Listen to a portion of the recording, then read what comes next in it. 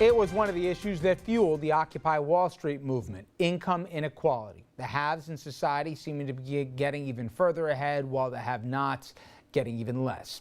It is a problem that is begun with money, but certainly ends in political power, better futures for the kids, certain kids, advantages in the legal system for the haves, and so much more. You know the drill.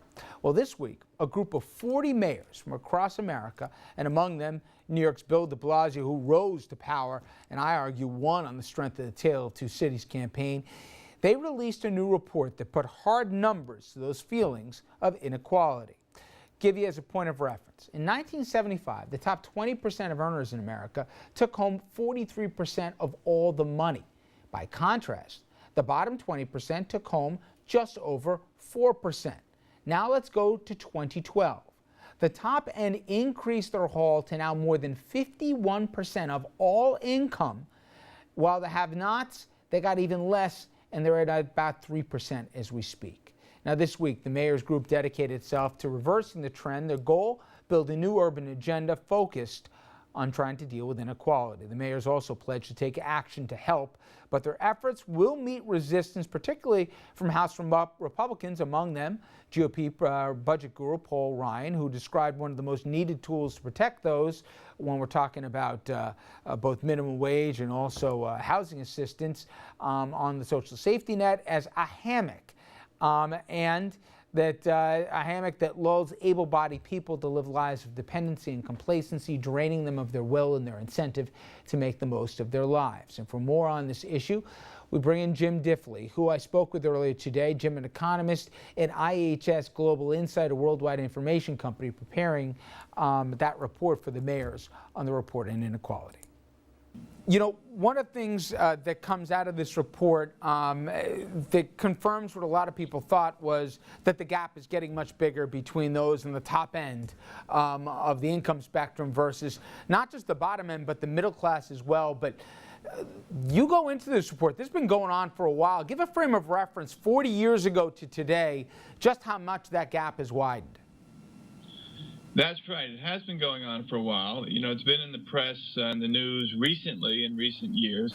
We wanted here for the mayors to document to the extent to which the income distribution has shifted. We focused our report starting in 1975 because when we went back and examined census data, we found that it was the early 1970s when we began to get the scaling up of income shifting to the higher income level. So the bottom, the lowest earning 80%, that's 4/5 of households in the country, now earn less than, take home less than half of national income, right? That's gone from about, their share has gone from about 56% to under 50% over the time period from 1975 to now. The richest 5% have seen their share increase from just over 16% in 1975 to over 22% in 2012. I think people, Jim, who don't even study this can kind of look from one generation to the next. It used to be just dad work. Now mom and dad both have to work if they're lucky enough to have full-time jobs. There used to be that the next generation always did better than the previous one here. We're starting to see, if not a wall, for even the middle class right now, but things will be going backwards. It's getting harder and harder, isn't it? Just to forget about getting the American dream, but to keep up. Well, two things you mentioned. First of all, we examined household income. So indeed, the number of two-earner households has increased, and yet the problem still persisted, right?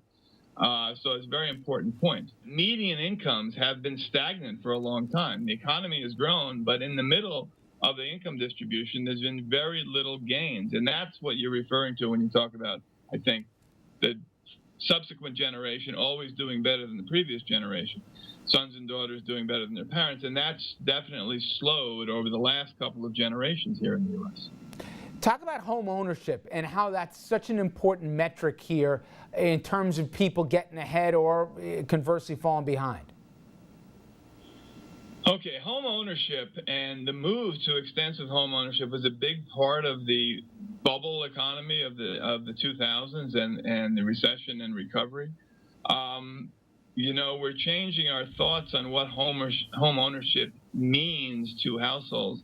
a lot of us economists are recognizing that appreciation of home prices was something that was counted on by a large number of people, and there was no reason to expect that home values would appreciate that much faster than the general rate of the economy. So people were misled into buying too many homes, getting in too much debt. That said, ownership of an asset is an important goal going forward. It remains an important part and will remain an important part, but just not so vital a part, or you can't count on it so much, part of a retirement portfolio. You know, Jim, we heard some of this during the last presidential election. Paul Ryan, the running mate of Mitt Romney and Republican from Wisconsin, he talked about this safety net and the debate about what help should be given to the lower class and the lower middle class, even that seemingly is falling further and further behind. And he said, you got to be careful you don't turn the safety net into a hammock that lulls able-bodied people to live lives of dependency and complacency, draining them of will and incentive to make the most of their lives.